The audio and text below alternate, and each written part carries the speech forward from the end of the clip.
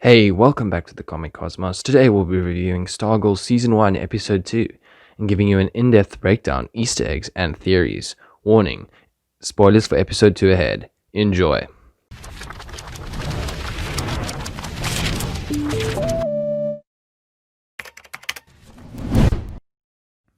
So in the previous episode, we had Courtney not really fully become Stargirl yet, but she found the Cosmic Staff and had a little run-in with Brainwave. And we got to meet a lot of members of the Injustice Society that are in Blue Valley now. And then at the end, we met Stripe. So we start off the episode straight after the last episode ended, with Pat in his robotic armor, which will be named Stripe. We get to see just how big this armor really is, and Courtney can actually fit in the palm of its hand as it's so big. We also get to see that Stripe is a work in progress, when it doesn't immediately work, and Pat has to work on it and nudge it to work. They then leave just as Brainwave gets back up and goes outside, and then go back to Pat's garage that we saw in the last episode. Brainwave also finds Courtney's damaged name tag from school, so you can only really see that she goes to Blue Valley and has blonde hair, so he uses this to try and find Courtney throughout the episode. Courtney is still frightened from her encounter with Brainwave, and she talks to the staff, which I guess it's kind of alive, but you do you. Pat tells Courtney that she encountered Brainwave, a member of the Injustice Society of America, and she makes fun that they weren't very good with names. And it seems that she still believes that Starman was her dad, but obviously Pat keeps telling her that he isn't. Pat then reveals who Brainwave killed, so this tells us some of the characters of the JSA that obviously cannot appear later in the season, which include Johnny Thunder, Hawkman, and Hawkgirl.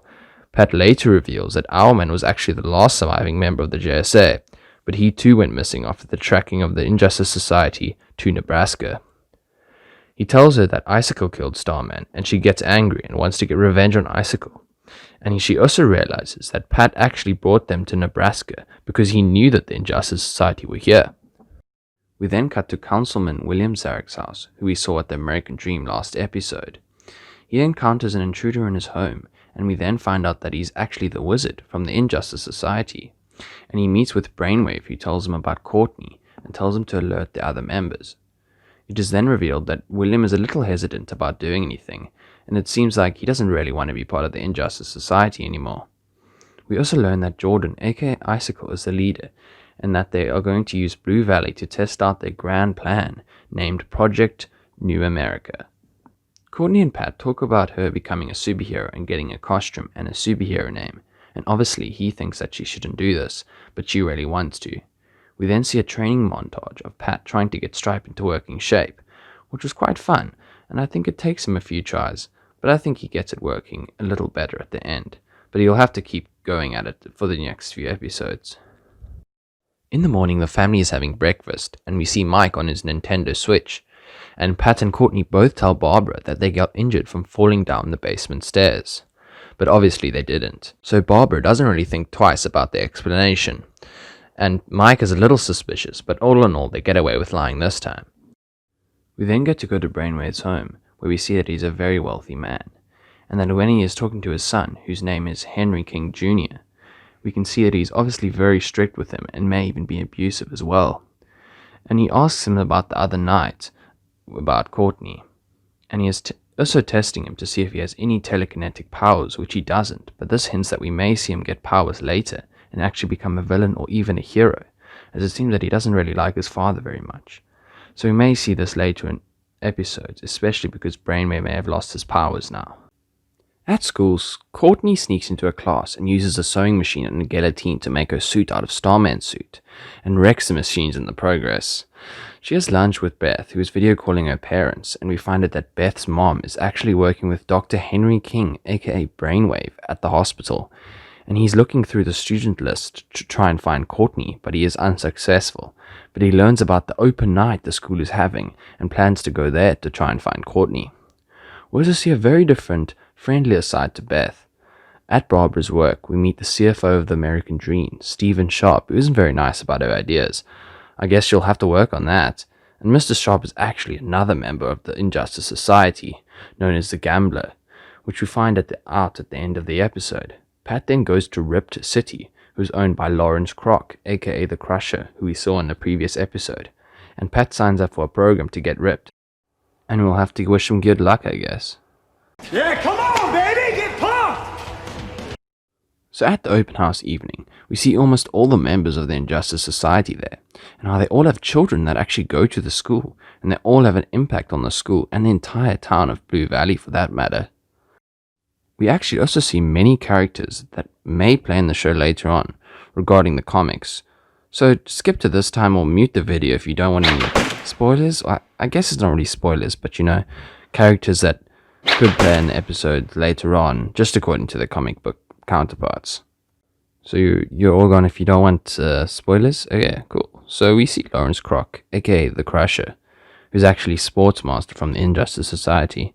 His wife, Paula Brooks, who is the school's gym teacher, and she is actually Tigress from the Injustice Society. And their daughter, Artemis Kroc, becomes the new Tigress, who is, in the comics, goes on to marry Cameron Markent, the son of Jordan Markent, aka Icicle, who goes on to become Icicle Jr., and we can actually see him in this scene. Cindy Berman is also shown here, who we saw at the beginning of the show at school, who in the comics actually becomes Shiv, who is often referred to as Stargirl's arch rival. The principal, Anaya Bowen's son, Isaac Bowen, in the comics later becomes a villain known as the Fiddler, and since I'm telling you all the characters, I may as well tell you, for those you still don't know, that Rick Tyler is Rex Tyler, Hourman's son, and will become Hourman later. Beth will become a new Dr. Midnight, and Yolanda Montez will become the second Wildcat. Okay, so I'm done with the potential spoilers. Anyway, Courtney is trying to find Brainwave, and Brainwave is trying to find Courtney. And Brainwave eventually finds Courtney, and threatens Courtney that if she doesn't bring him the staff, he will kill her mother. When Pat finds out about this, he actually decides to go face Brainwave himself. And he is nearly killed, but Stargirl comes to save him in the last minute, and they fight, and then Courtney surprisingly makes a cosmic force field of some sort that short-circuits Brainwave, and we almost think that she kills him, but we later see him in a hospital bed. But presumably he lost his powers? I don't know. I guess we'll have to see what happens in the next episode. We then get a scene where Pat tells Courtney that a man by the name of Ted Knight actually made the cosmic staff, which is similar to the origin in the comics. Ted Grant was actually a member of the JSA, known as Wildcat, who we saw in the start of the previous episode being killed by the Injustice Society.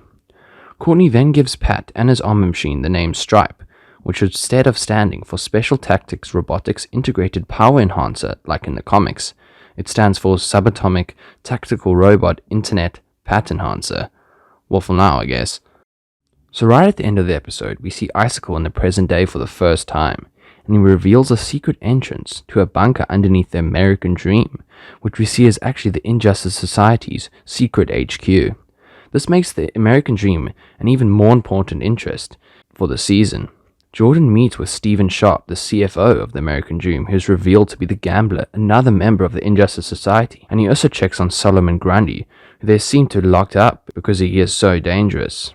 And I think it will be cool to see Pat as Stripe fight him later in the episode, when Pat gets Stripe into better working shape. We can also see a painting of the Injustice Society in their meeting area in the bunker, which seems to show Shade in the background. So Icicle and Mr. Sharp are talking about a plan to kill the new person with the cosmic staff, so Courtney will have to watch out in their next episode, which is actually named Icicle. I killed one Starman. I can kill another. In terms of what I've actually thought about the episode, I think it was a really good episode, and in fact, I'd probably say it was actually better than episode 1, just because episode 1 got a little slow at the start, but because they needed to introduce the characters fully, which they did do well.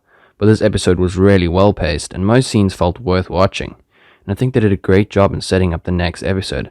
I'm really hyped for episode 3. So I hope you enjoyed this video. Don't forget to like and subscribe, and comment down below any Easter eggs you think I missed, or any theories you have, or just your general thoughts and opinions on the episode. Anyway, stay safe. Cheers.